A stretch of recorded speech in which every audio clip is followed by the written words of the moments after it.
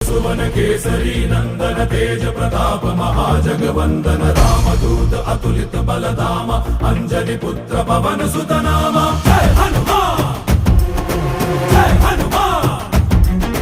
भूत पिशाच निकट नहीं आवे महावीर जब नाम सुनावे संकट से हनुमान छुड़ावे जन्म जन्म के दुख बिसरावे।